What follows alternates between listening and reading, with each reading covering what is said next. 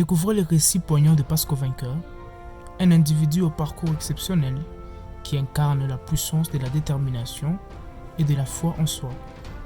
Né d'une union précieuse entre Martin Kabea et José Mbouyi, Pasco Vainqueur a vu le jour un certain mercredi 17 juin, ainsi devenant le 7e d'une famille aimable.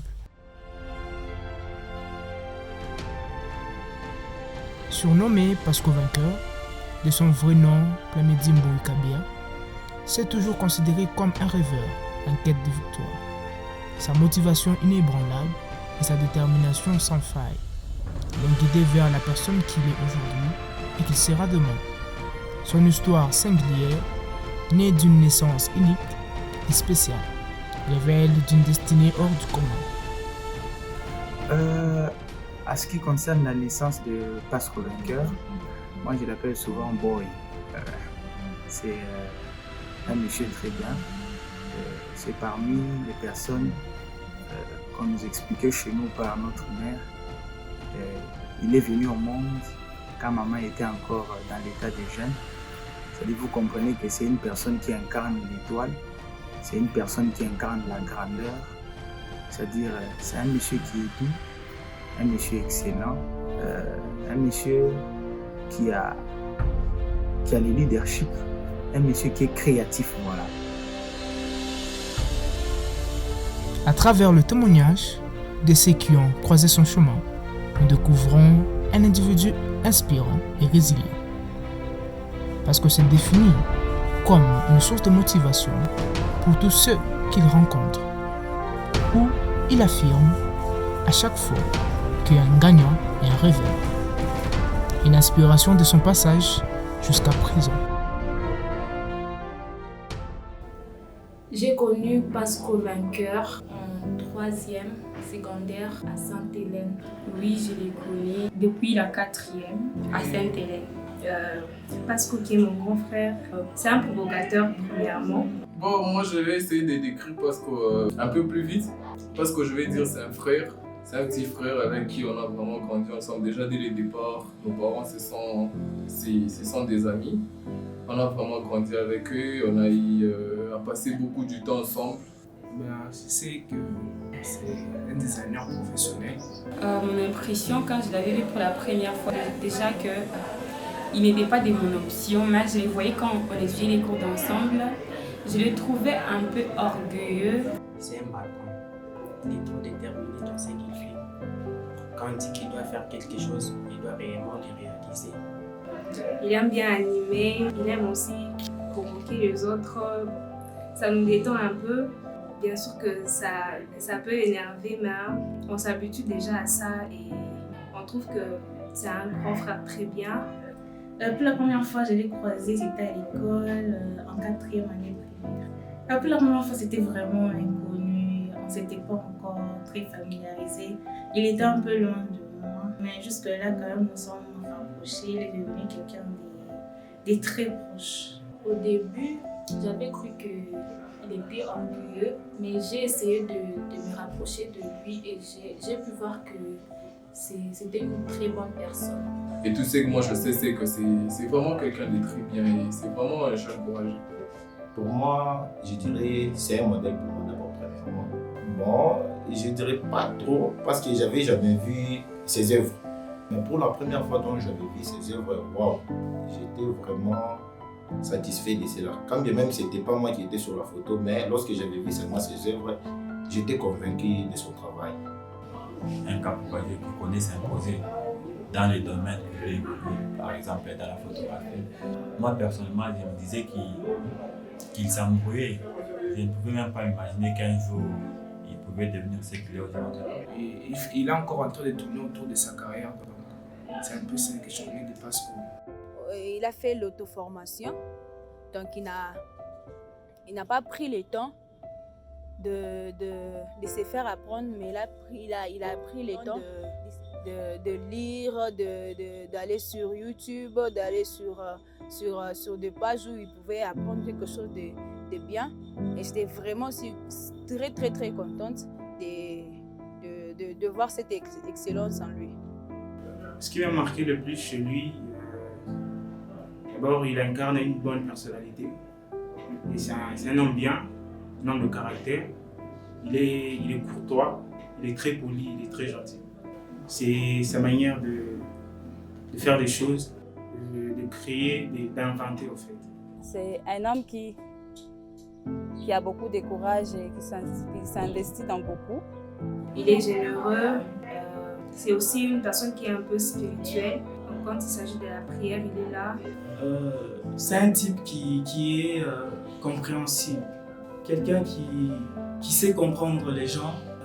Il connaît se mettre à la place de la personne qui est en face de lui et tout pour essayer de le comprendre. Avec Pasco, plusieurs histoires m'ont marqué. C'est une personne qui a toujours été là pour moi. Le moment qui m'a marqué avec Pasco, c'est qu'à chaque fois que j'ai besoin d'un service, il est toujours là. C'était un homme bien, joyeux, accueillant. Pour ma toute première fois, déjà, quand je vois une personne, j'essaie de savoir de quelle origine est la personne. Avant, je croyais que c'était un Guinois, vu qu'il parlait peu. Il se faisait passer pour un Guinois, mais lorsque je me suis trop rapproché de lui, quand même c'était une bonne personne, c'était pas un aventurier comme je le croyais. Je crois sa sympathie envers les gens, puisqu'il sait toujours comment parler aux gens, comment mettre les gens à l'aise. Bon, il est accueillant et tout, et puis quelquefois aussi un peu rigolo. Bon, je n'oublierai jamais l'histoire de lui, cette histoire, parce que c'est une histoire qui m'a marqué. Il m'a proposé de me produire et c'est lui, actuellement, jusqu'à maintenant, c'est lui mon manager dans la musique. Bon, pour moi, ce qui m'a plus marqué chez lui, c'est que j'étais vraiment très content le jour que je l'ai vraiment trouvé dans la photographie, parce que c'est vraiment quelqu'un qui admirait déjà la photographie dès le départ. Quand je faisais les photos, c'est quelqu'un vraiment qui m'admirait beaucoup. Et quand vraiment j'ai vu qu'il s'était vraiment lancé dans la photographie, en plus c'est pas vraiment la photographie comme telle, mais c'est vraiment la photographie professionnelle. Quand j'avais entendu qu'il faisait la photographie, la première des choses, je voulais d'abord voir ses œuvres, parce qu'on ne peut pas donner des impressions sur le travail d'une personne sans pour autant savoir ce qu'il fait, sans pour autant savoir c'est quoi la qualité. J'ai voulu d'abord voir ses œuvres, et quand j'avais vu ses œuvres, oui, directement j'avais cru en lui. Vu qu'il était déjà avancé dans ses designs, dans les photos qu'il faisait, quand même c'était un bon travail. Moi, j'ai vu ses débuts en tout cas, j'ai vu comment il a commencé. Il a commencé avec un petit téléphone. Parfois je me disais, bon, ce garçon peut-être, il est en train de s'embrouiller dans ce qu'il fait. Au bout d'un moment là, je me suis rendu compte que c'était vraiment une passion pour lui.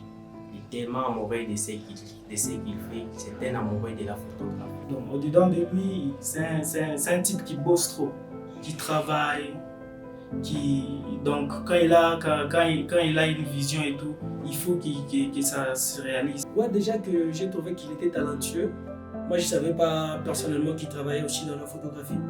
Mais à partir de ce qu'il faisait par des téléphones, et un jour j'ai découvert aussi qu'ils avaient un studio de production, et c'est là où j'ai vraiment compris que c'était quelqu'un qui était passionné par la photographie. Pour moi, Pasco, dans 5 ans, je crois que il sera la star inoubliable de la RDC, même de l'Afrique et même du monde.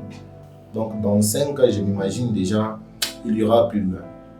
Dans 5 ans, je me vois un homme grand, épanoui, qui se focalise d'abord sur ce qu'il fait.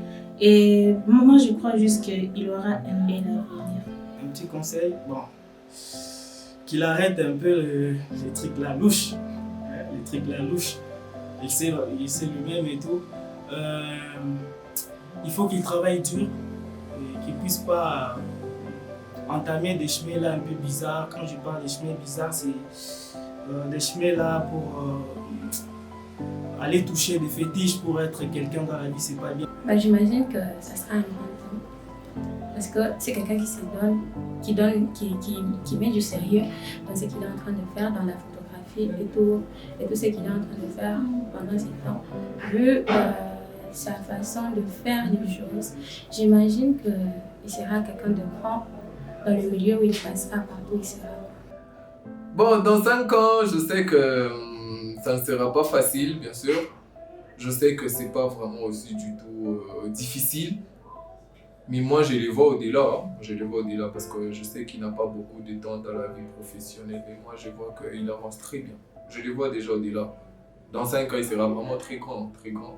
Dans 5 ans, comme on sait tous, l'homme ne peut pas prédire l'avenir quand même.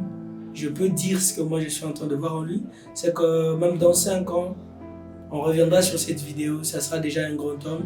Pas seulement dans la photographie, mais dans le social, dans beaucoup de domaines de la vie. Moi, je sais qu'il sera un très grand homme. Tout ce qu'il est en train de faire. Parce que moi, je l'ai toujours vu. Donc, le monde de moi m'appelle la compagnie. C'est quelqu'un qui est appelé à un enfant. C'est quelqu'un qui a beaucoup de connaissances et passant par ces connaissances-là, il t'a fait un achat qui a changé. Ce qu'on va faire, c'est que sa vie puisse changer, qu'il puisse avancer, qu'il puisse continuer dans son travail, dans tout ce qu'il est en train de faire, qu'il considère toute personne pour le c'est qui dans son entourage, qu'il puisse le considérer, qu'il puisse lui donner beaucoup plus de la valeur. Comme conseil, je veux dire de ne pas abandonner. Et c'est souvent lorsque nous sommes dans la bonne voie qu'il y a beaucoup de tentations qui vont nous pousser à abandonner, mais je veux dire de ne pas abandonner, d'être fort et courageux. Dans 5 ans, j'imagine déjà un grand boss avec son propre bureau, une entreprise propre à lui. Car même dans l'incertitude du lendemain, lui, Dieu, reste incapable de mentir.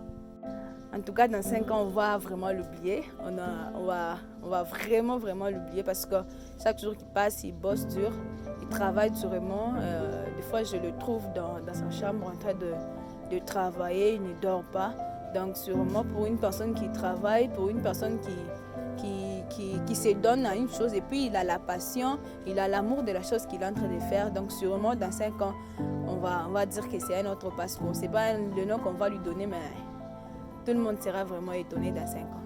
Le vœu de mon cœur, c'est qu'il puisse évoluer. C'est une personne que j'aime très bien. Si je le vois réussir, épanoui, ça me fera énormément du bien. Chaque jour, je prie le Seigneur pour qu'il puisse le garder. Nous sommes déjà dans un monde très compliqué. On ne sait pas qui nous veut du mal. On ne sait vraiment pas ce qui peut nous arriver. Alors, sa réussite, c'est ma réussite. Si il évolue, s'il s'épanouit dans la vie, ça me fera énormément du bien. Alors un petit conseil, je pense que toute chose c'est la prière, la base de toute chose c'est la prière. Premièrement, je lui conseillerais de toujours garder le Seigneur, malgré dans tout ce qu'il fait, dans les études. Le plan spirituel est toujours au-dessus de tout. Donc, il doit prier, il doit chercher l'argent, il doit très bien se comporter avec les amis, la famille et autres, parce qu'on ne sait pas d'où viendra la bénédiction. Vraiment, selon moi, selon ce que je vois, parce que dans 5 ans, il sera un grand homme, parce que c'est un débrouillard. Il se débrouille, il cherche la vie et il connaît l'essence vraiment de la vie, malgré son âge, malgré l'âge qu'il a, quand même, il connaît déjà l'essence de la vie. Pour ça, je les félicite et pour moi, je les bénis même qu'il soit vraiment un grand homme et qu'il aille loin. Dans 5 ans, je l'imagine être un chef, un PDG, un homme qui sera à la hauteur comme il a toujours voulu. Et moi, je crois en ces rêves-là, dans 5 ans. Un petit conseil pour lui, je veux juste lui demander de rester comme il est, de ne pas changer pour quoi que ce soit. Déjà qu'il a des grandes qualités qui font à ce que... Il a des grandes qualités qui caractérisent les grands hommes. Et je lui souhaite personnellement juste le bonheur et de rester dans le chemin de Dieu.